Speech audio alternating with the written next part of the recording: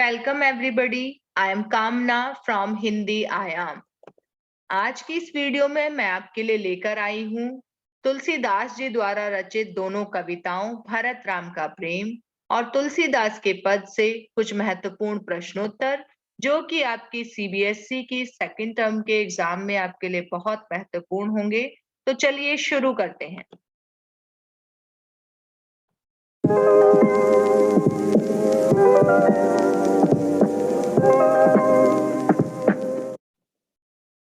तो इस कड़ी में पहला प्रश्न है, हारे हूं खेल जिता वही मोही। भरत के इस कथन का क्या आशय है, क्या अर्थ है? इसका उत्तर है, यह पंक्ति भरत जी ने श्री राम के चरित्र के सकारात्मक पक्ष को उजागर करने हेतु कही है। इसका मतलब क्या है कि जो भरत है वो श्री राम के चरित्र का जो उज्जवल पक्ष है उसे सबके सामने लाना चाहते हैं। और वो कहते हैं कि श्री राम खेलते समय भरत को जिताने के लिए जानबूझकर हार जाते हैं। जैसा कि पंक्ति में भी कहा गया था, हारे हूं खेल, यानी जो खेल में स्वयं हार जाते हैं, जिता वही मोही, और मुझे जिता देते हैं। क्यों जिता देते हैं? क्योंकि भरत जी कहते हैं कि भगवान राम बड़े ही दयालु और स्नेही प्रकृति के भाई हैं। वह खेल में अपने छोटे भाई भरत से इसलिए हार जाते थे ताकि उन्हें किसी प्रकार का कष्ट ना हो और वो पूरे उत्साह के साथ खेल खेलते रहें।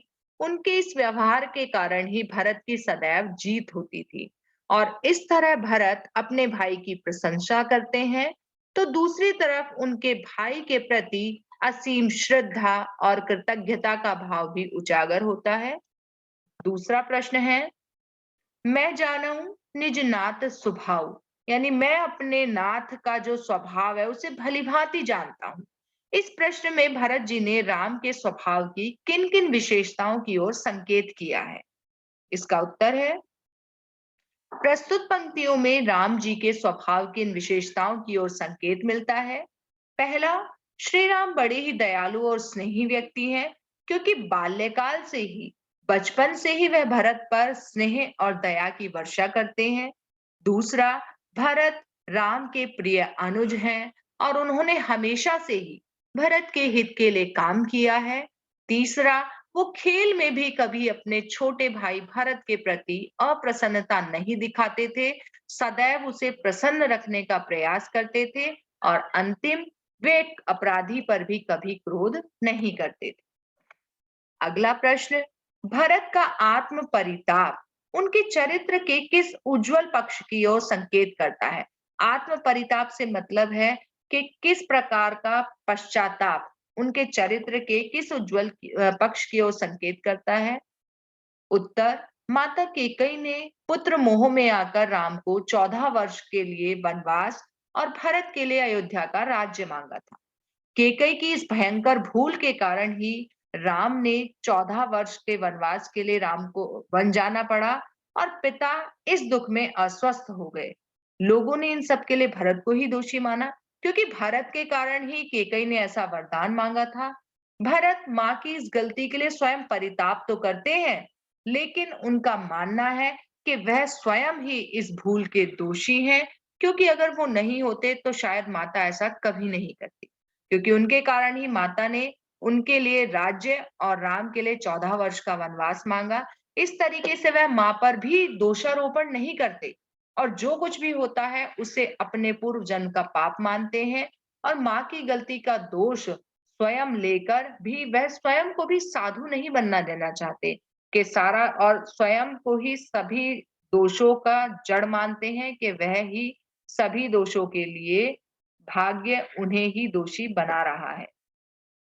अगला प्रश्न, राम के प्रति अपने श्रद्धा भाव को भरत किस प्रकार प्रकट करते हैं, स्पष्ट कीजिए।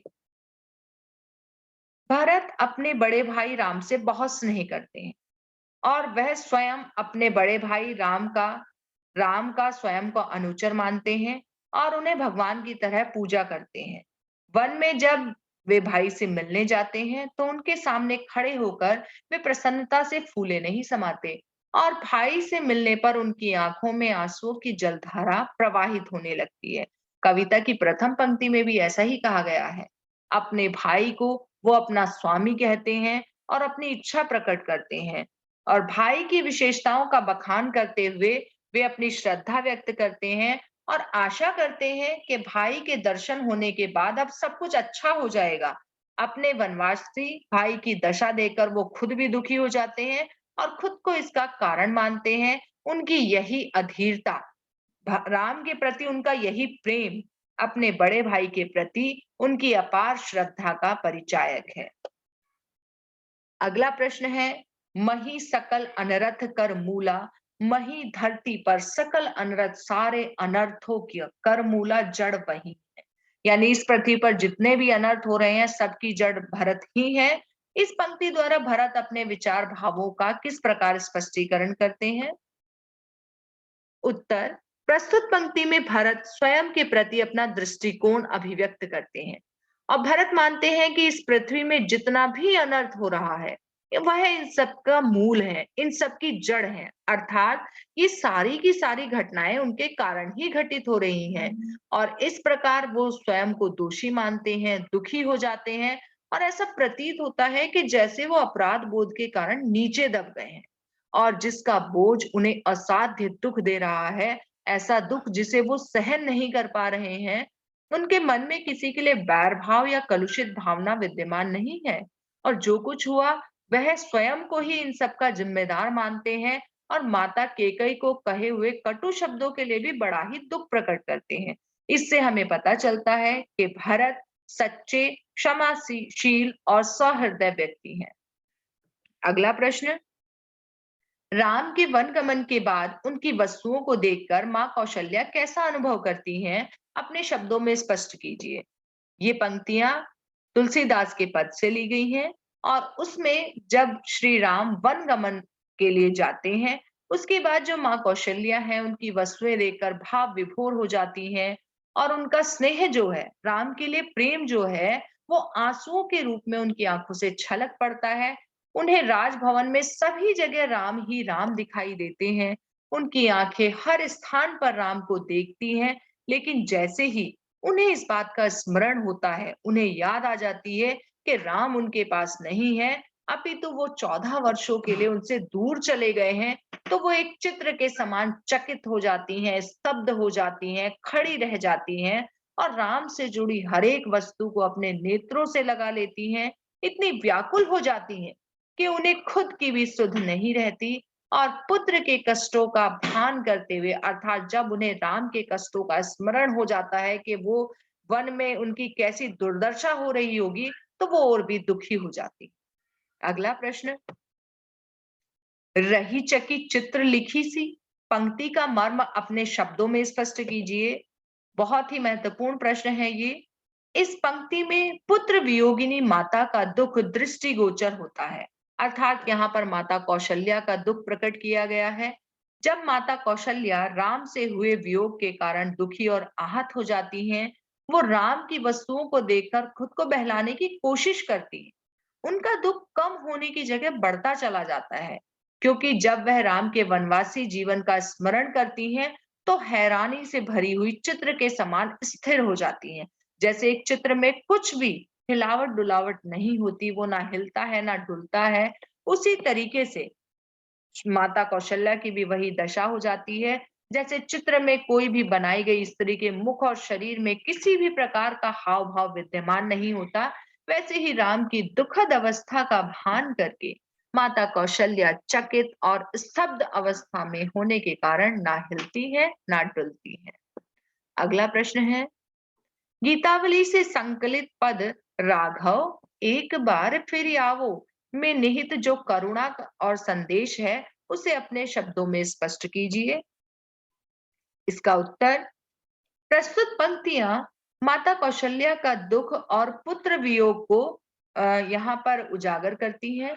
माता कौशल्या जब श्री राम वन में जाते हैं तो उससे बड़ी दुखी हो जाती हैं, अपने पुत्र राम को वापस लाने का बार बार निवेदन करती हैं और कौशल्या का ये जो निवेदन है ये सीधे सीधे वो श्री राम को नहीं कहती है कि कौशल्या माँ उन्हें बुला रही है, अपितु वो राम के घोड़े का आशय लेकर उनसे कहती हैं और कहती है कि राम का घोड़ा उनके जाने के बाद बहुत दुखी है, वह भारत भरत की देखभाल के बाद भी कमजोर होता जा रहा है और कौशल्या माता से उसका दुख नहीं देखा जाता। वे घोड़े का विरह भली प्रकार से समझ पा रही हैं, क्योंकि दोनों ही राम को बहुत प्रेम करते हैं। इसलिए उनका हृदय रो पड़ता है और वो ये कहने के लिए विवश हो जाती हैं कि राम, तुम एक बार लौट कर आ जाओ, मेरे लिए नहीं अपितु अपने प्यारे घोड़े के लिए वापस आ जाओ। तो यहीं पर हमारे ये महत्वपूर्ण प्रश्न समाप्त होते हैं।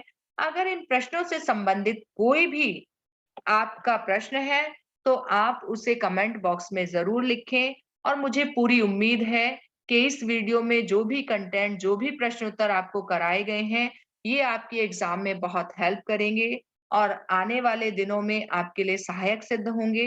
अगर आपको वीडियो अच्छी लगी है, तो आप वीडियो को लाइक करें और चैनल को सब्सक्राइब करें और अपने दोस्तों के साथ इसे ज़रूर शेयर करें। अब मिलते हैं आगे आने वाली वीडियो में, तब तक के लिए धन्यवाद।